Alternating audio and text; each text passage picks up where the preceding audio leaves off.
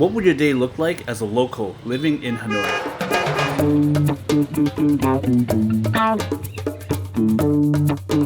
To find out, I've spent a day with Thuy, a local content creator who lives and breathes this city.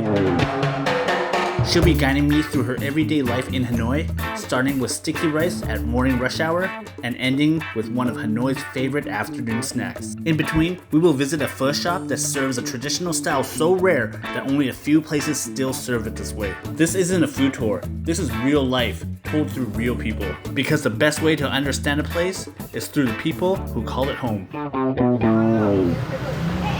Why don't you tell us about what we have in here? So here we have the sticky rice. The version we choose is soy style.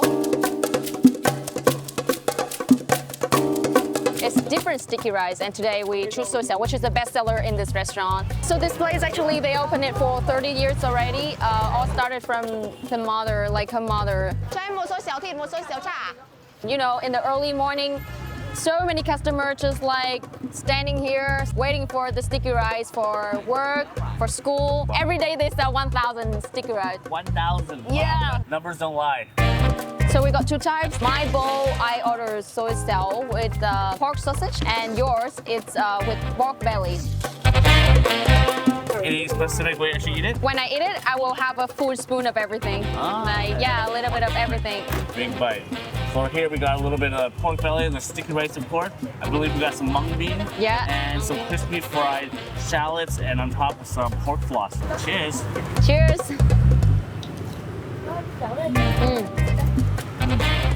Wow, the rice nice sticky. The mung bean just adds a like dynamic of like flavor, slight texture of like that kind of bean paste, and of course braised pork belly. Wow, come on. That pork floss just adds so much umami to it as well. This is actually like every bite, so much flavor going on. Actually, when you see this dish, you might think that it's like kind of, if you don't eat meat, you can try this dish like vegan, but actually it's not. The yellow color, it's actually from the chicken oil. Oh. So be careful if you... I see. That gives it that extra like flavor to the rice. Normally we will have three kinds of breakfast. The traditional one, the popular one, and the elite class. Sticky rice belong to the popular one, which is cheap, fast, convenient, and full. But then the traditional one will be like my mom normally cooks at home, fried rice, home cooked noodles, and then the luxury breakfast with noodles, pho, bún chả, because it takes time to have, and also when you try those dishes, it needs some manners, some table etiquette, you know. You cannot eat it too fast. You have to like chew, enjoy, really go with it. Not every day we have pho, guys. And this is like packed with like carbs and like protein. They'll get you fueled for the day. Especially it's really cheap. It's like less than $2 for both, so this is actually one of the most affordable breakfasts I've had since. And one of the more delicious ones too. So we were just about finished over here with the sticky rice. So where are we heading up next? So we will head up right to the pho restaurant, which is really local. It's not in the old quarter. I think it's the most delicious pho in Hanoi. Oh, really? Yeah. Okay. And this place is called, what's the name of this? Phở nhớ. The name is unique and really special itself. Okay. Phở nhớ means remember me restaurant. Ah. So many people keep coming back. And when they go abroad or they go somewhere else, they still remember about this restaurant, so they keep coming back. So they told the owner that you should change the name to Phở nhớ, like remember restaurants, because we always remember your pho. So right now we just got two different kind of pho right now. So for my dish, I order the mixed pho, and I also have the pho broth. It has a sauce already, so when I eat it, I just need to mix. There's the noodles, and then it has sprouts, cilantro, and yeah. it has like peanuts, is it? Yeah, the peanuts, the roasted peanuts, beef. I think we've been talking too much. Let's just go in and Yeah. Bon appetit. Bon appetit. Oh wait, sorry. I want to tell you one thing. Yeah. It's Hanoi eating style when it comes to pho. Please.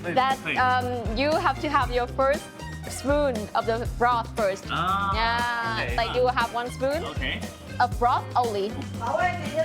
And then it would take like 1 minute to think about that broth, and then you have the spoon of noodle. Okay. The third one will be everything. Everything. From my old video, I think I've been eating pho right the whole time. Of course, always with the soup. First taste with the broth. Of course, we always gotta start with the soup. For the first sip of the soup, of course, the soup. Always start with the broth. Also, you can squeeze a little bit of lime and vinegar if you want. Okay. Yeah, like all flavor needed.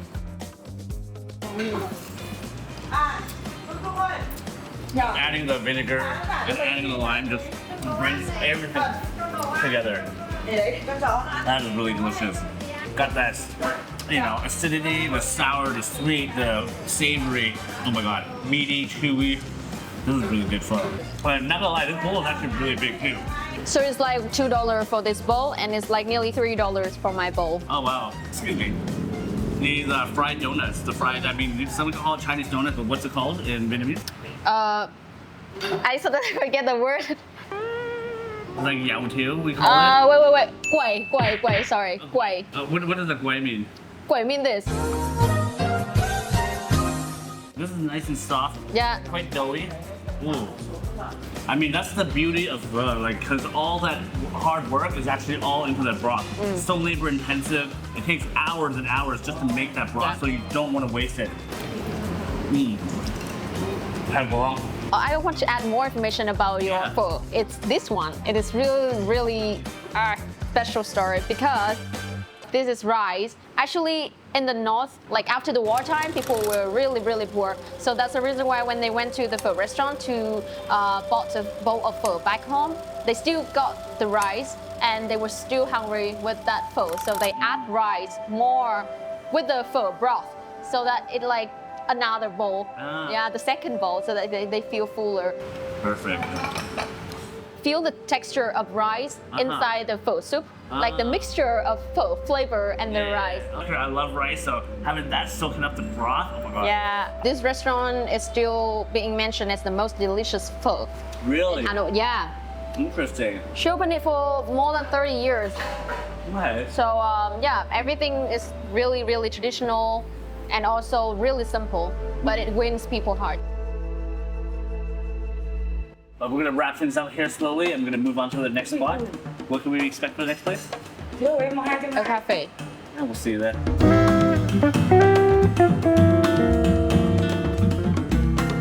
The coffee shop called Loading Tea Coffee. Loading means like loading because actually the owner, he wants all of us, when we come here, we will have a little bit of time to reflect on our own and then like just chill, be a chill guy, chill girl. You got the iced air coffee and mine, I have the yogurt coffee.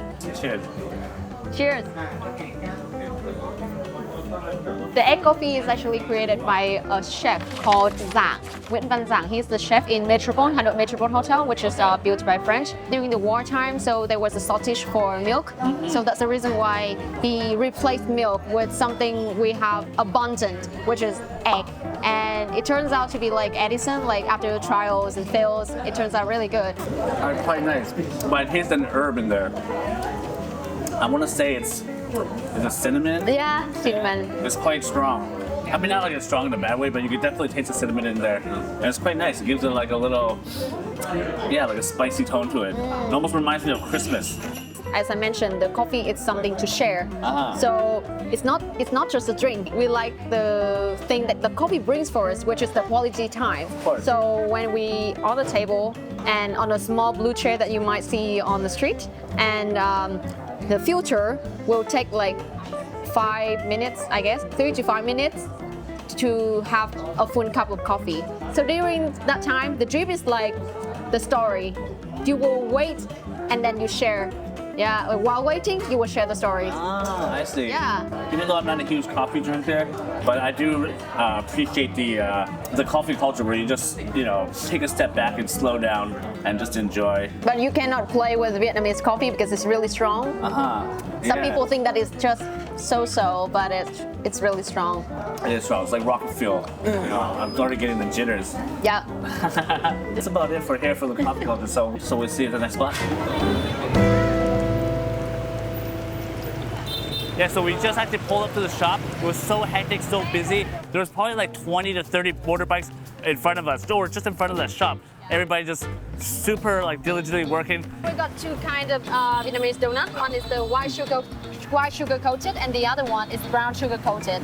Yeah, and the inside it's a ball of mung beans with sugar. I Beautiful. Ooh, it's very hot. Wow, it's really heavy. So this is the brown sugar, I guess. Yeah, brown sugar. Let's do this. Cheers. Yes.